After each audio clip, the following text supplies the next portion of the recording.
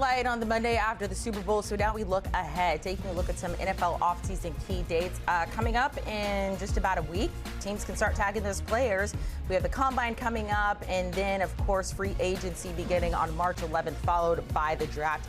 And free agency is where we want to begin, or I should say pick back up with Ryan Wilson and John Breach. Each of them have given us their top free agents. And Ryan, you mentioned him several times. Rashid Shaheed, now Super Bowl winner with the Seahawks. Why is he at the top of the list for you?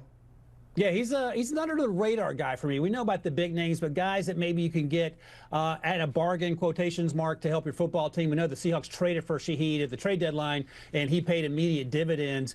He's not going to be a wide receiver 1. He could be a wide receiver 2 or 3, and he adds something to the return game, and he wins down the field consistently on deep routes. And we saw that. All that came together once he arrived in Seattle, and I think he makes a lot of sense for teams that need speed. And some names that come to mind, Amanda, for not $30 million a year. The Buffalo Bills might be interested in someone like Rashid Shaheed to pair off at opposite Keon Coleman should he be back. The Pittsburgh Steelers and the Kansas City Chiefs are two other teams that could be in the market for speedy wide receivers to help diversify their wide receiver room, And I think there's going to be a real market for him. The only question is, does Seattle want to give some of that $75 million salary cap space to bring him back to keep that wide receiver room intact, along with, of course, JSN and Cooper Kupp? Let's look at another offensive weapon here. And, John, you have running back Breece Hall, who's been with the Jets. By the way, sent out a tweet last night. I hope I get to experience football on this stage. Everything's on the line. I'll get there one day. I know it. So he would like to get there sooner rather than later. What are your thoughts on Breece Hall as a free agent?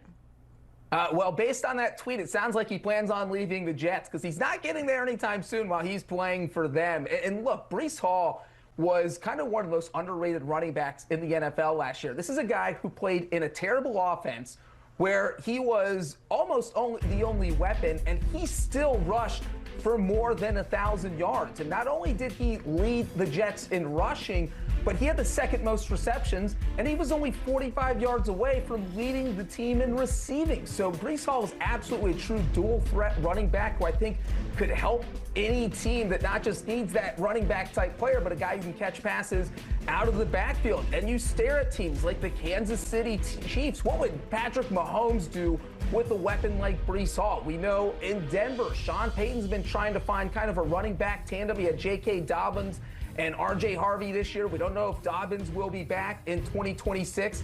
Maybe the Houston Texans, another playoff team that was kind of juggling with their running backs after Joe Mixon was lost to that mysterious injury. They had Nick Chubb, Woody Marks. There are plenty of teams that should be in the market for Breece Hall services, and plenty of good teams. So maybe if he's lucky, he could end up playing in the Super Bowl sooner rather than later. I mean, just get to the playoffs, right? After being with the Jets, you just want to get to the playoffs. Ryan, you're looking at tight end Isaiah Likely, who's been with the Ravens. Look, this is somewhat of a new look team there with John Harbaugh gone. A lot of this is going to be built around Lamar Jackson. Isaiah Likely, what does his offseason look like?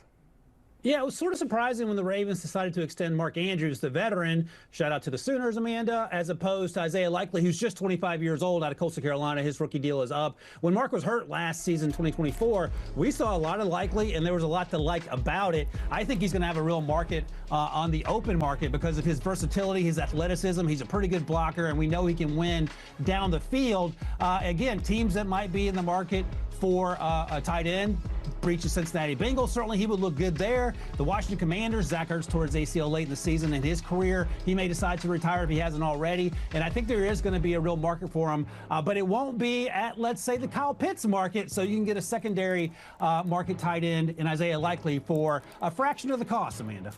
You know, I love Mark Andrews. It feels like he is like 39 instead of 30 years old. I don't know why. You mentioned Kyle Pitts. John, he is somebody you're looking at, obviously, this offseason.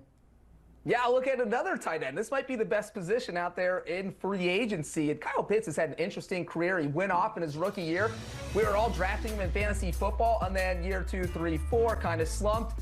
But guess what? He had that huge season, crossing 1,000 receiving yards or getting near there right before he's about to hit free agency. That's exactly what you want to do. And I think if you look at modern NFL offenses, tight ends have really been thriving, and they can transform an offense if they're with the right coach. I mean, you look at what Colston Loveland did in Chicago, obviously what Travis Kelce's done in Kansas City, George Kittle in San Francisco. So if he can find the right team to play with, he could become a big weapon for them. And I just mentioned Travis Kelce. If he ends up retiring, and even if he stays, he probably has a year left. So I think Kyle Pitts could be an interesting addition in Kansas City. The Tampa Bay Buccaneers have a lot of weapons. Interesting there. Maybe the Philadelphia Eagles. So I think Kyle Pitts will have a lot of options. The Chiefs have come up a lot because they do have a lot to figure out this offseason. Look, this was a season to forget for them. Ryan, going to the defensive side, you're looking at cornerback Jalen Watson, who already wrote a letter to Chiefs Kingdom saying, in case I'm not here, thank you for the past 4 years. Where do you think he ends up? Yeah, that's going to be interesting to watch unfold, Amanda, because that 2022 draft class in Kansas City was absolutely lights out and had a large part in their going back to the playoffs in the Super Bowl up until this year. They had George Karlaftis and Trent McDuffie in the first round of that class. Brian Cook, the safety, went in round 3. Isaiah Pacheco in the 7th round, along with Jalen Watson, a 7th rounder who has played every bit like a first-round pick. He is long, he is physical, he can play outside, and there's going to be a real market for him, and it may price him out of returning to Kansas City, hence that letter that he decided to write. Teams that certainly need cornerback help and will be sniffing around if their salary cap allows it. The Miami Dolphins, the Rams have a ton of needs, and they have a ton of guys up contract-wise, so they could be in the market. And then I love the idea of Brian Flores getting his hands on Jalen Watson in Minnesota. So there will be competition, and that will only drive his price up, and I suspect he is going to make a pretty penny by the time he puts pen to paper in the next few months or so. Staying on the defensive side, let's talk about the Bengals, and we have to talk about Trey Hendrickson. John, one of the biggest storylines for the first part of the season and the first part of preseason was Trey Hendrickson deciding to sit out there. And look, a lot of what I'm seeing is they could decide to tag him. Don't know if he would absolutely love that. Are we in for more Trey Hendrickson drama, and what's the market out there for him? Yeah, we certainly could be in for some more drama. I do think the Bengals and the Trey Hendrickson are not really on good terms right now, so I would be surprised if they tagged him, unless it was a tag and trade of some sort. But I do think if he hits free agency, there is going to be a market, because there is always a market if you can rush the passer. And we are talking about a guy who led the NFL in sacks in 2024. We really saw this season how important it is to rush the passer. You look at the top 9 teams when it comes in terms of total sacks during the regular season. Well, 5 of them ended up making the playoffs. 3 of those 9 ended up in the conference title round.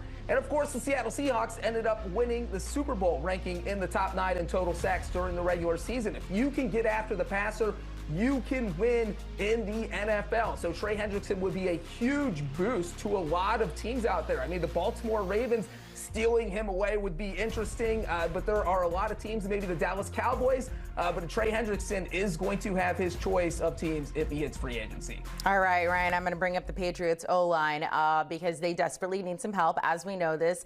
And a lot of Patriots fans were sounding off about potential free agents they could go after, and one of them, Rasheed Walker, and sure enough, he's one of your free agents or potential free agents to look at. Yeah, you're reading my mind, Amanda, because as I was watching the game unfold last night, I was like, let's get Will Campbell some help, because this is not how you treat a young man in his first job. But Rasheed Walker, the former 7th-round pick out of Penn State, could have gone much higher than that. He's insanely athletic. He started 48 games the last 3 years. We'll see if there's room for him in Green Bay to be brought back salary cap-wise. They did draft Jordan Morgan a few years ago, but I think there's going to be a real market for him. Whether the Patriots do it, we'll have to see, because then you got to move Will Campbell around. But he is going to have some interested suitors, because there's always need for left tackles, especially athletic left tackles in the NFL. I believe Will Campbell's probably in that ice bath still today, trying to recover from last night. Okay, one more O-lineman we're looking about, center Tyler Linderbaum. John, another player with the Ravens. Yeah, anytime you can get a great starting offensive lineman, you got to do it. If you're an NFL team, Linderbaum is a 3-time Pro Bowler. If he hits free agency, his phone is going to be ringing. I think an interesting pairing could be in New York, maybe a reunion with John Harbaugh. But look, Linderbaum is one of the top centers in the NFL, and kind of what Ryan was talking about with the left tackle. If you get someone at that position available, you need to call and see if he's willing to play for you, because he would be an upgrade for almost any offensive line in the NFL. We appreciate it. Gentlemen, speaking of the offseason, Ryan, as you texted me last night,